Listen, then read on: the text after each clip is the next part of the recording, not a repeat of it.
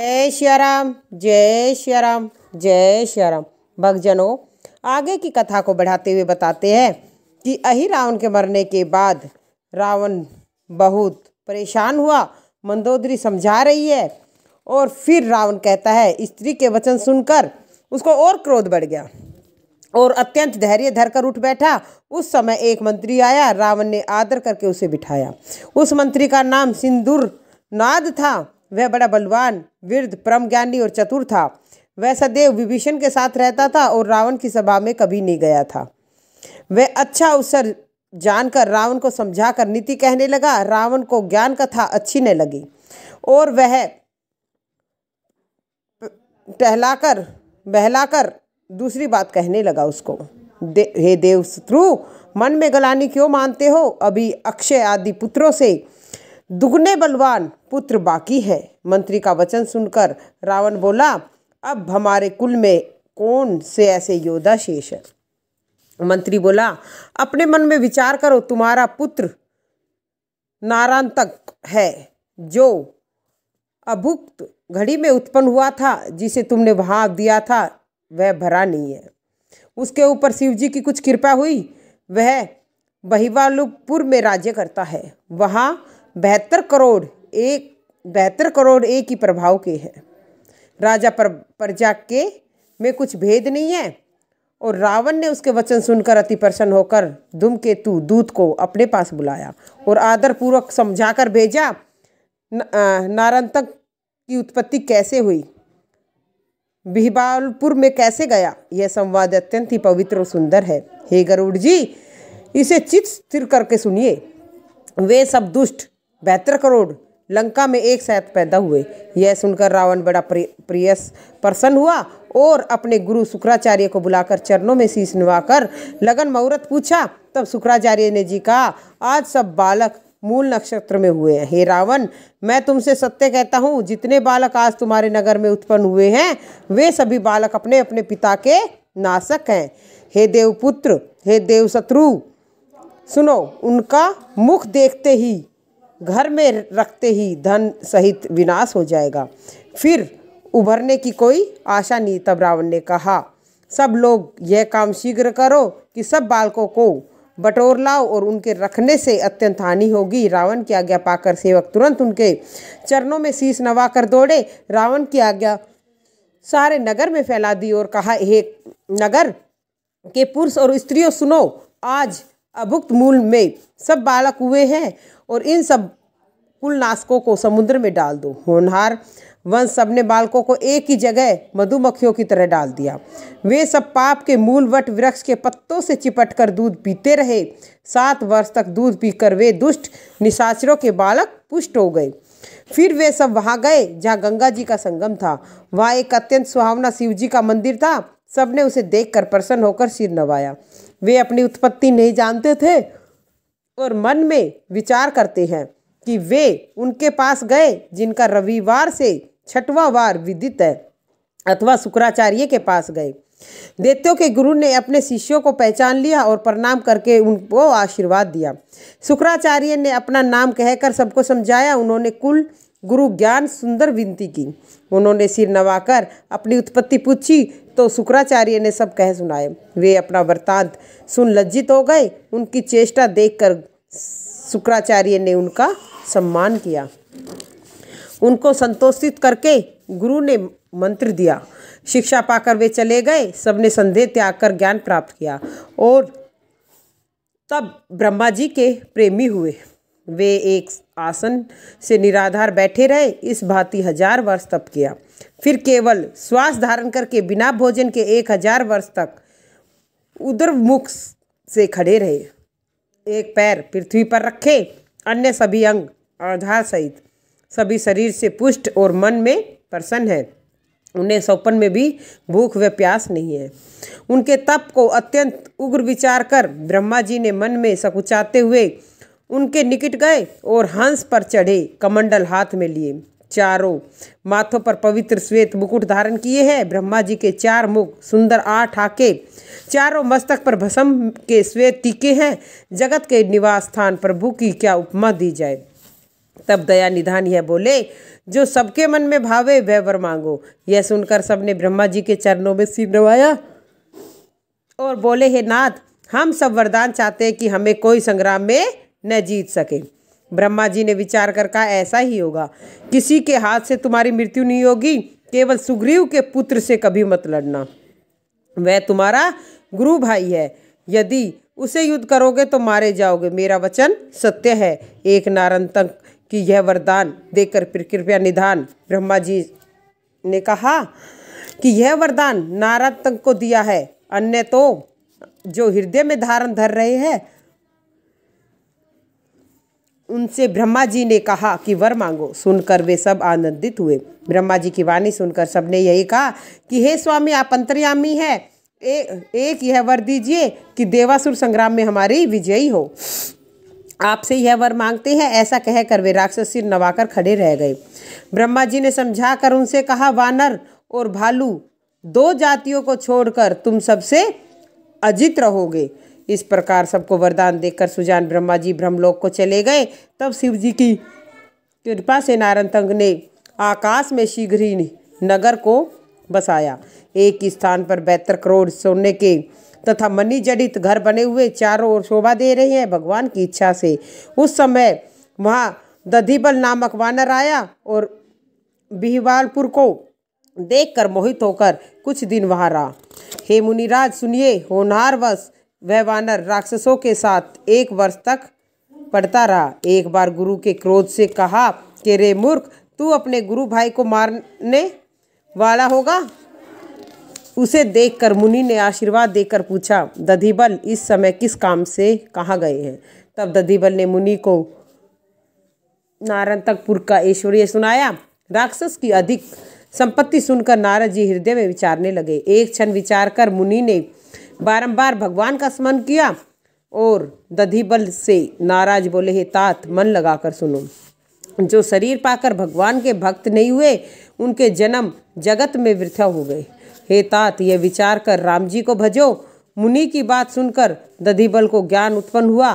तब वह ऋषि के चरणों का स्पर्श करके और आशीर्वाद पाकर प्रसन्न होता हुआ चला। शीघ्र ही वानर वहाँ पहुँचा जहाँ सागर के बीच सुंदर पर्वत था और धवलागिरी नामक मनोहर पर्वत को देखकर श्रेष्ठ कपि मन में बड़ा प्रसन्न हुआ। श्री शिव पार्वती तथा रघुनाथ जी का स्मरण करके वह मन में प्रसन्न होकर वह रहने लगा। नारद जी उसे उपदेश देकर ब्रह्मलोक को चले गए। उधर रावण पुत्र नारंतक विद्या पाकर जहाँ तहाँ लड़ाई करने लगे और रावण का दूत सभा को देखकर विशेष चकित हुआ। एक पहर दिन बीतने पर अवसर पाकर उसने नारंतक को शीश नवाया और चरणों में शीश नवाकर रावण की पत्रिका दी और प्रसन्न होकर सबकी कुशल पूछी। नारंतक ने अपनी कुशल कहकर रावण की कुशल पूछी। दूत ने सचेत होकर लंकागढ़ का समाचार वर्णन किया। तब उसने कहा, घमासान नगाड़े बजाओ और चारों प्रकार की सेना सजाओ, मैं पिता के दूत के साथ जन्मभूमि को जाना चाहता हूँ। राजा नारंतक की आज्ञा पाकर राक्षस अपने साज सजाने लगे। सुंदर घोड़े, हाथी, ऊंट, रथ, खच्चर और आकाश विमान तथा नाना प्रकार के अस्त्र शस्त्र हाथ में लिए राक्षसों की सेना बखानी नहीं जाती। उन्होंने इकट्ठे होकर सब साज सजाकर प्रसन्न होकर अनेक निशान बजाए। स्वामी का जाना निश्चय जानकर उसकी स्त्री बिंदुमती ने अपने मन में विचारा कि श्री राम जी का विरोध करने में भलाई नहीं है, अब मैं भी स्वामी के साथ चलूं। सुंदर अंगों में वस्त्र भूषण सजाकर अपने पति के चरण पकड़कर विनती की, हे प्राणनाथ, ससुर सास के दर्शनों के लिए भी मैं आपके साथ चलूंगी। रावण पुत्र ने अब पत्नी की बात सुनकर हृदय में अत्यंत सुख माना और कहा, सब संकोच छोड़ दो और सखियों सहित प्रसन्न होकर मेरे साथ चलो। इस प्रकार नारद तुरंत ही अपने बल सहित लंका के निकट आया। हे ज्ञानी मुनि, जब 40 कोस दल रह गया, जो कुछ हुआ सो सुनो। यहाँ लक्ष्मीपति कृपालु श्री रामचंद्र जी ने काले बादल के समान सेना को आते देखा तो यद्यपि प्रभु सर्वज्ञ है और तथापि नीति का पालन करने के लिए मंत्रियों को बुलाकर बोले, हे सखा, दक्षिण की ओर देखो, बहुत से बादल गरजते हुए आ रहे हैं। हे उमा, श्री रघुनाथ जी अंतर्यामी है, किंतु यह बात कौतुक के हेतु स्वामी ने पूछी। श्री राम जी के वचन सुनकर विभीषण हंसकर और प्रभु के चरण कमल पकड़कर बोले कि हे स्वामी, यह बादलों का दल नहीं है वरन राक्षसों का राजा नारंतक है। हे गोसाई, यह बिहवालपुर में रहता है, इसे रावण ने बुला भेजा है। वह धूमकेतु दूत के साथ अत्यंत कोलाहल और उच्च शब्द करता हुआ आ रहा है। हे प्रभु, इसके साथ अनेक गुणी भी हैं जो गाते नगाड़े बजाते हैं। वे दुष्ट चतुर्गनी सेना लिए चारों दिशाओं में फिरते हैं। उधर नारंतक सेना सहित रावण के महल को गया। रावण पुत्र से पुलकित होकर मिला और कुशल पूछकर बड़ी प्रसन्नता से बिठाया। नारंतक की सेना और ऐश्वर्य देखकर मूर्ख रावण ने भी सब सोच भुला दिया।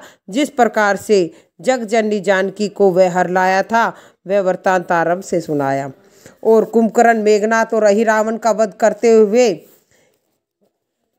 हुए व्याकुल हो गया। और नारंतक ने पिता का मुख मलिन देखा और वह दुष्ट बड़े गर्व से बोला, हे देव शत्रु, समस्त संदेह को त्याग दो। मैं प्रातः काल बड़ा भारी युद्ध करूंगा। प्रातः काल होते ही पृथ्वी को वानरों से रहित करके दोनों तपस्वियों को पकड़ लाऊंगा। पुत्र के वचन सुनते ही रावण ने उसे बारंबार हृदय से लगाया। वह मूर्ख गुनियों को बुलाकर नृत्य कराने लगा और फिर वह मूर्ख पापों का घर राक्षस रावण पुत्र से तुम जाकर शयन करो, यह कहकर स्वयं भी उठ गया। वह रात्रि बीत जाने पर भोर हुआ, तब तीनों लोकों के रक्षक श्री रामचंद्र जी जागे। तब वानरों ने लंका को घेर लिया। यह सुनकर नारद बड़ा क्रोधित हुआ। वह महाबली अपनी अपार सेना सजाकर नगाड़े बजाकर लंका से निकला। चारों द्वारों पर संग्राम करके बाणों की वर्षा करके उसने वानर सेना को विचलित कर दिया। राक्षस लंका से इस प्रकार निकले जैसे पर्वत से कोई बड़ा दल निकलता है। हनुमान जी ने देखा कि वानर भागने लगे तो कटकटाकर अमित बल से गरजे। चारों ओर अपनी पूंछ बढ़ाकर दुष्ट राक्षसों के समूह को निकालने से रोका। बेल के फलों के समान वे राक्षस को पृथ्वी पर पटकने लगे। कितनों की दिशा विदिशा में फेंके गए। एक दिशा में तो हनुमान जी इस प्रकार लड़ते हैं कि दूसरी दिशा में बलधाम है और राक्षसों की सेना समुद्र के समान और दोनों वानर योद्धा मंदराचल के समान हैं, जो सेना सागर को जय रूपी रतन निकालने के लिए मत्ते हैं। वे देखकर श्री राम जी हंसे। इसी प्रकार वानरों को बड़ा पराक्रम करते देखकर नारंतक को बड़ा क्रोध हुआ। प्रलय काल के समान बड़ा भयंकर शब्द किया और राक्षस कठोर शिला को अस्त्र लेकर दौड़े। उसने एक ही बार में बाणों के समूह मारकर अस्त्र प्रहार करके वानरों के झुंड व्याकुल कर दिए। वे तो राम लक्ष्मण की दुहाई देने लगे। वो कोई कहने लगा कि विधाता विपरीत हो गया। इस बीच में नारद के मंत्री ने दौड़कर अंगद का पैर पकड़ लिया और फिर अनेक योद्धा उनके अंगों से लिपट गए। अंगद जी सबके साथ आकाश में जा उड़े और आकाश में बाली पुत्र ने विचित्र कौतुक किया कि सूर्य के निकट जा पहुँचे, जिससे तप कर उनके अंग जलने लगे और नीचे गिर पड़े। तब अंगद युद्ध भूमि में आए। यह देखकर राक्षसों का दूसरा सेनापति पिशाचों की सेना सहित वहां आ गया और एक बड़ा तीक्ष्ण त्रिशूल मारा। वह कठिन दंड उनकी छाती में आ लगा। अंगद जी तुरंत ही पृथ्वी पर गिर पड़े। यह देखकर साधु हनुमान जी दौड़े और कठिन त्रिशूल खींचकर उसी को मारा। छाती में लगते ही सेनापति के 1000 टुकड़े हो गए। और यह सब समाचार सुनकर रघुनाथ जी बोले, हे लक्ष्मण, तुम शीघ्र जाओ। और लक्ष्मण जी मस्तक नवाकर विकराल धनुष बाण धारण करके श्री शिव जी को मनाकर चले। जैसे ही मूर्छा दूर हुई, तुरंत अंगद जी युद्ध करने लगे और लक्ष्मण जी ने धनुष की टकोर सुनकर वानरों का समाज लौटा। धनुष की टकोर सुनकर निशाचर बहरे हो गए। दूसरा शब्द सुनाई नहीं देता। लक्ष्मण जी ने बहुत से बाणों की वर्षा की और अनेकों के हाथ पैर और सिर काट डाले। इधर भालू और बंदर विजयी चाहते हैं, उधर राक्षस अपनी जीत के हेतु लड़ते हैं। श्री महावीर जी अंगद जी बलवान युद्ध के बाक्य धैर्य धारण करने वाले हैं। दोनों वानरों ने सिंहनाद किया है। तब भागे हुए वानर भी युद्ध करने लगे हैं। वे अनेकों के सिर तोड़कर फेंक देते हैं और रावण को बुला अपना भुजबल दिखाते हैं। अनेकों निशाचरों को मरे देखकर नारद को बड़ा क्रोध हुआ। वह रथ समेत आकाश में जाकर अदृश्य हो गए और अस्त्रों की झड़ी लगा दी। क्षण मात्र में वानर सेना को मूर्छित कर वह मूर्ख श्री राम जी के पास गया और मेघों के समूह के समान गर्ज कर क्रोध से कड़वे वचन कहने लगा, हे राक्षस कुलद्रोही, सावधान हो। आज मैं भाई के बैर के कारण तुझे मार डालूंगा। उसने एक त्रिशूल छोड़ा, उसे जामवंत ने बीच में ही पकड़ लिया और रघुनाथ जी की जय कहकर दौड़कर उसकी छाती में दे मारा। त्रिशूल लगते हुए मूर्छित हो गया। जामवंत ने उसे हाथ में पकड़कर अनेक बार पृथ्वी पर पछाड़ा और बांधकर भालू में गाड़ दिया। उसी समय समस्त वानर और भालू जागे अपनी अपनी इच्छा अनुसार युद्ध करने लगे। जामवंत ने हृदय में विचार किया कि यह दुष्ट मेरे मारने से नहीं मरता। विधाता की इच्छा से फिर उसको उखाड़ लिया और ललकार कर 4 मुक्के छाती में मारे और पार पकड़कर लंका में फेंक दिया। वह रावण के सामने जाकर गिरा। तब रावण हाय हाय करके दौड़ा और नारंतक को हृदय से लगा लिया। उसको युद्ध में न देखकर राक्षसों के समूह घबराकर किले के भीतर भाग गए। संध्या समय देखकर वानर श्री राम जी के चरणों को में मस्तक नवाकर खड़े हुए। तब श्री रघुनाथ जी ने उनके ऊपर दया दृष्टि से देखा। श्री राम जी ने उन्हें बिना श्रम कर दिया। तब रीछ वानर अपने अपने स्थानों को गए। प्रातःकाल होते ही नारंतक जागा और रावण को देखकर लज्जित हुआ। तुरंत वह अकेले ही रथ पर चढ़कर दौड़ा और आकाश मार्ग से युद्ध भूमि में आया। वानर सेना ने यह भेद जाना कि उसने लोप होकर बाणों की झड़ी लगा दी। उस मूर्ख ने व्रज के समान 100 बाण जहाँ रघुनाथ जी थे वहाँ छोड़े। बाण लगते ही बहुत से वानर मूर्छा गए, बहुत से कायर देखते ही भाग गए। तब वे सब वानर योद्धा ललकार कर आकाश में दौड़ते हैं, किंतु उसे वहाँ खोजने से भी नहीं पाते। तब सब वानर वीरों ने एक सलाह की कि वृक्ष व पर्वत लेकर लंका में गए। रावण के महल में कंगूरों पर वे पूछे फैलाकर बैठ गए। हाथ से पत्थर डाल देते हैं, जिससे अनेक राक्षस चूर्ण हो गए। राक्षसों के समूह चूर्ण हो गए। भय के मारे राक्षसियां भाग गई और मुख से दुख का नाद करती हुई वे रावण के घर में घुस गई। अनेक शत्रुओं के हाथ पैर तोड़ डाले। वे दीन वचन पुकारते हैं और दुष्ट राक्षस गढ़ से निकलकर उनको भाग जाते हैं। उन्हें 6 वानर ने लंका को पीपल के पत्तों के समान कंपित कर दिया। मकानों के किवाड़ तोड़ दिए। शत्रुओं की स्त्रियों के बाल पकड़कर हाथों से खींचकर घसीटने लगे। लंका में अत्यंत शोर हुआ। तब दुष्ट नारंतक कानों से यह सुनकर आकाश से रथ सहित अत्यंत क्रोध करके उतरकर प्रकट हुआ। अपनी स्त्री की दशा देखकर वह अत्यंत क्रोधी वाणी से कहने लगा, मूर्खों, संग्राम छोड़कर कहाँ चले गए? स्त्रियों के साथ लड़ते तुम्हें लज्जा नहीं आती? यह सुनकर वानरों को अत्यंत सुख हुआ। उन्होंने आर्तनाद करती हुई राक्षसियों को छोड़ दिया और शिलाओं के प्रहार से उसके रथ और घोड़े को चूर्ण कर दिया और हथियार तोड़कर सारथी को मार डाला। रावण के देखते हुए ही नारंतक को पछाड़ दिया और अत्यंत व्याकुल कर दिया। राक्षसों के पैर पकड़कर फिराने लगे और रघुनाथ जी का पवित्र यश और नाचने लगे। सूर्य देव के अस्ताचल में प्रवेश किया तो वानरों ने कौशलपति के चरणों में सिर नवाया। रीछ वानर शर्म रहित हो गए और लक्ष्मण सहित कृपा सिंधु श्री राम जी प्रसन्न हुए। जब 3 पहर रात बीत गई तो उधर नारंतक जागा और सोच के कारण राक्षस राज नारंतक दोनों हाथ मींचता है और मन में लजाता है। लज्जित होकर रथ को संभाल कर उसमें हष्ट पुष्ट घोड़े सजाकर सब संदेह छोड़कर शस्त्र आदि बांधकर अनेक वीरों का साथ लेकर वह दुष्ट चला और भैरी दुदंबी नगाड़े बजते हैं और कड़वा गान गाते हैं। धीरवान वीर सेना के आगे चलते हैं, गर्ज गर्ज कर बड़ा शब्द करते हैं। जीवन की आशा भय व घोड़ों के नष्ट होने का मोह छोड़ दिया। वीरता से पूर्ण प्रचंड बाके सूरों ने सबके दोहे को दूर किया, सबके संदेह को दूर किया और हाथी घोड़ों का घोर शोर 10 दिशाओं में भर गया। धूल से आकाश मेघों के समूह की भांति हो गया, जिससे अपना पराया मालूम नहीं होता। और निशाचरों की प्रचंड सेना करना चाहती है। हे गरुड़ जी, जिस प्रकार प्रबल वानर उस समय दौड़े सो सुनो। निशाचरों को देखकर हर्षित होकर वानर भालू फूल फूल कर पर्वतकार हो गए और अभय होकर एक साथ कट कट कर हु कर दौड़े।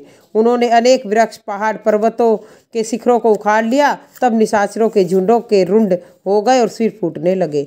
जैसे सिंह मृगों के झुंड को मार डालता है, सवार ईंट घोड़े ऐसे लगते हैं मानो कामदेव ने सेना को खंड खंड कर दिया। वानरों ने बल को विचार कर पृथ्वी हिलती है कि इनके भार को कौन सहन कर सकता है। श्री राम जी की जय हो, यह पुकार सुनाई पड़ती है और वानर शत्रु नहीं डरते हैं। और अत्यंत घोर शब्द करता हुआ वानरों का दल इस भांति आ पहुंचा। अस्त्रों की वर्षा अत्यंत जोर से होने लगी, जैसे प्रलय के बादल बरस रहे हैं। वानर भालू होशियार होने पर भी न पाए थे। राक्षस अत्यंत निकट आ गए। एक तो काले राक्षस, दूसरे अत्यंत घनाघोर, तिस पर शत्रु बाणों से मारने लगे। वानरों को पसारा हाथ नहीं सूझता, जहां तहां एक दूसरे को पुकारते। कोई रावण सामने आकर नहीं लड़ता। उन्होंने वानरों को मारकर पृथ्वी पर सुला दिया। अनेक वानर भागकर समुद्र तट पर आ पहुंचे। रघुनाथ जी ने सेना को व्याकुल देखकर धनुष चढ़ाकर एक बाण छोड़ा, जो सूर्यदेव के समान प्रकाश हो गया। अंधकार दूर हो गया। देखकर रीछ वानर प्रसन्न हुए, कटकटाकर दौड़कर शत्रु को मारने लगे। वे एक से एक ललकार कर भिड़ गए और भारी युद्ध करने लगे। श्री रामचंद्र जी की कृपा से नारद की सेना के 42 करोड़ राक्षसों के बल को छीनकर वानरों ने वह रात बिताई। इसी के साथ भक्तजनों, आज की कथा का समापन यही करते हैं। आगे की कथा को कल बढ़ाएंगे। जय सिया राम, जय सिया राम, जय सिया राम।